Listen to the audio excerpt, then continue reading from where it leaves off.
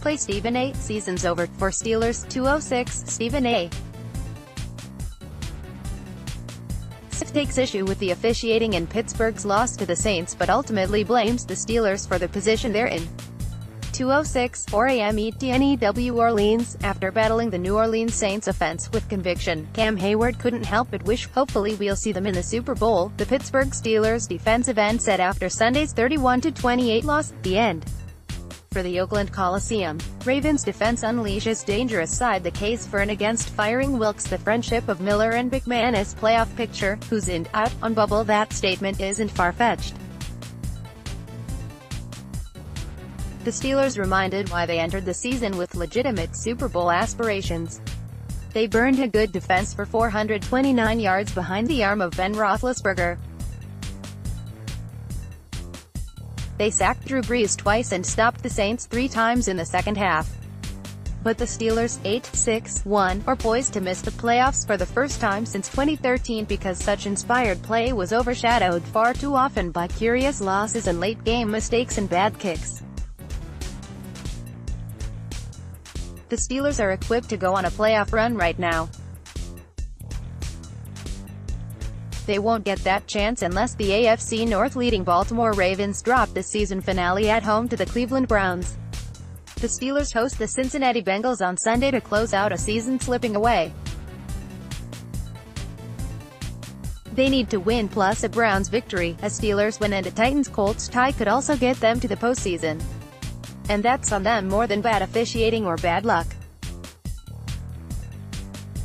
And everyone in the locker room seemed to know it. Anybody can beat anybody or lose to anybody. We figured that out this year pretty easily, guard David DeCastro said. Can't make no excuses, receiver Antonio Brown said.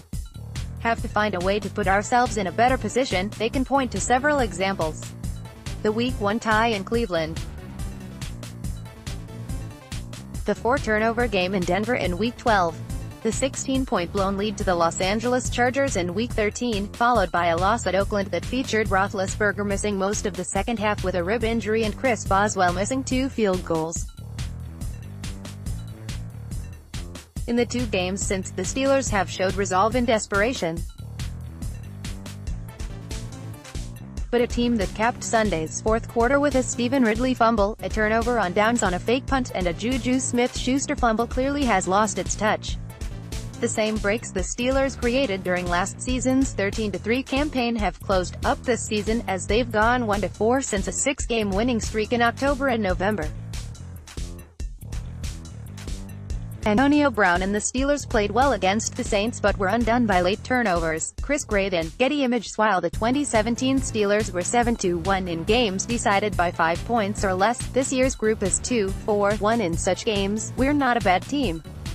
We're a really good team, guard Ramon Foster said. We've got a lot of offensive tools.